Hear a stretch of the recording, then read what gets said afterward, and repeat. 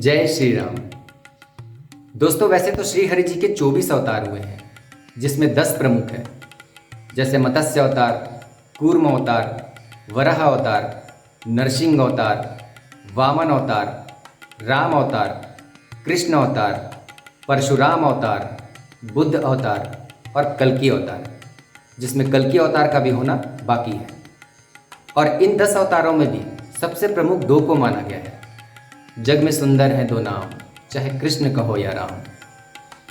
और ज़्यादातर हम इन 2 नामों की महिमा का ही अनुसरण और अनुकरण करते हैं। आज का यह वीडियो राम जन्मोत्सव विशेष।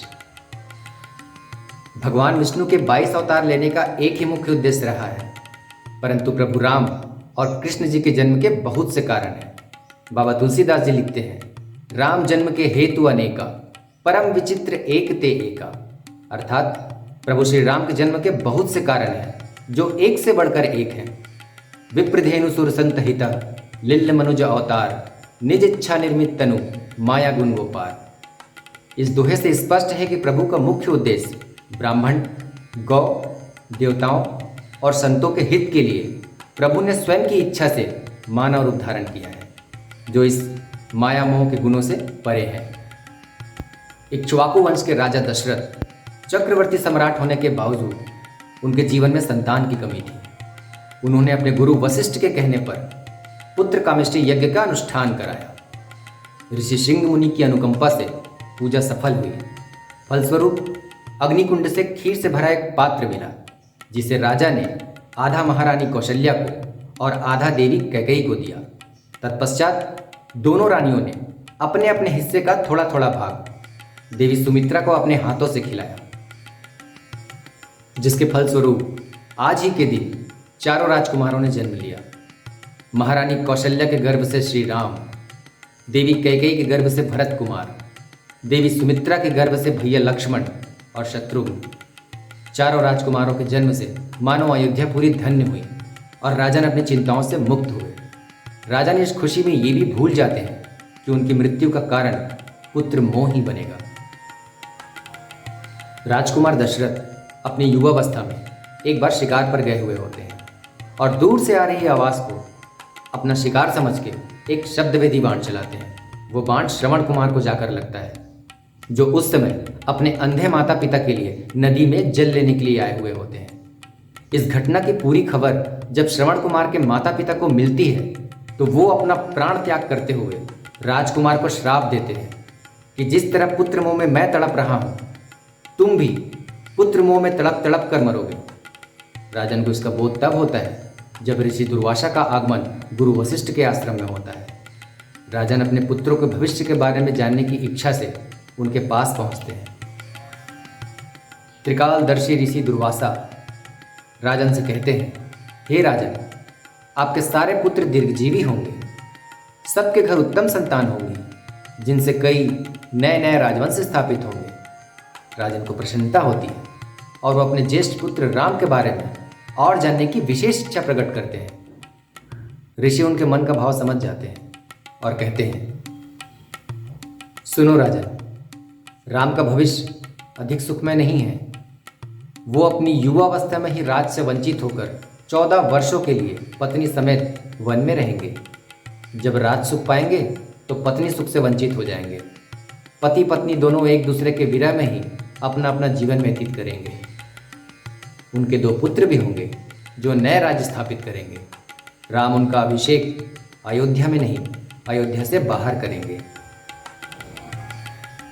ये सुनकर राजन बहुत दुखी होते हैं और पूछते हैं, हे मुनिवर, राम तो मुझे सबसे अधिक प्रिय है, मेरे उसी पुत्र के भाग में इतना दुख क्यों?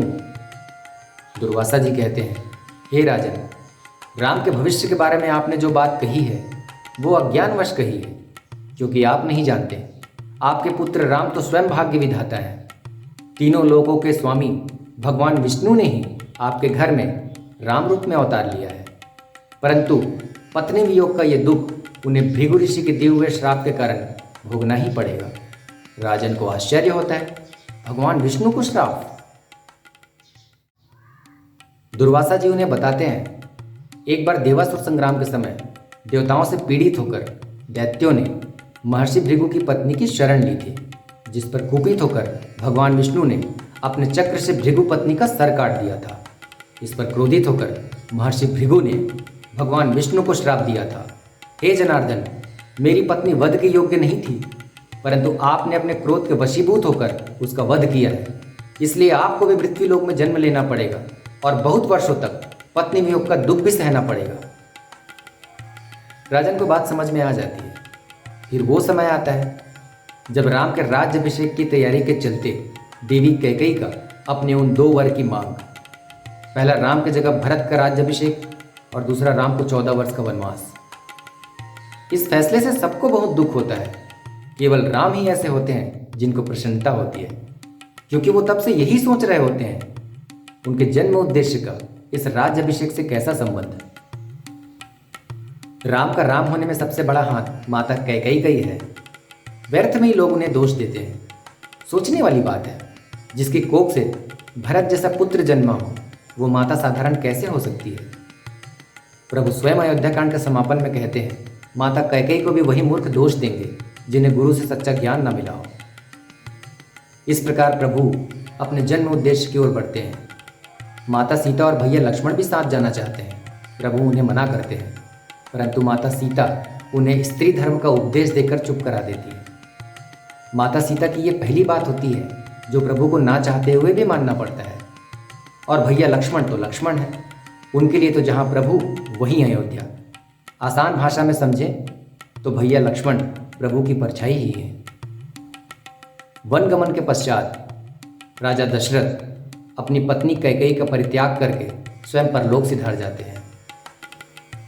14 वर्ष वन में प्रभु अपने माता पिता का वचन पालन करते हुए सभी आतताइयों का विनाश कर पुनः धर्म की स्थापना करते हैं।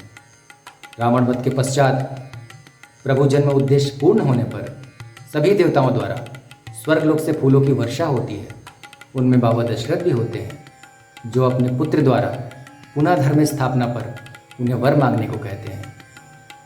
हमारे आराध्य प्रभु श्री रामचंद्र जी की विनम्रता का दर्शन हमें यहाँ पर भी होता है। वो बाबा से कहते हैं, बाबा अगर आप मुझ पर प्रसन्न हैं तो कृपया करके मेरी माँ को क्षमा कर दीजिए। मेरे वनगमन पर आपने जो माता कैकेयी का परित्याग किया था वो उचित नहीं है। आप हमेशा अपनी कृपा दृष्टि उन पर भी बनाए रखिएगा। यही एकमात्र मेरी आपसे विनती है। दोस्तों, रामायण का एक एक पात्र अपने आप में धर्म की मूर्ति है।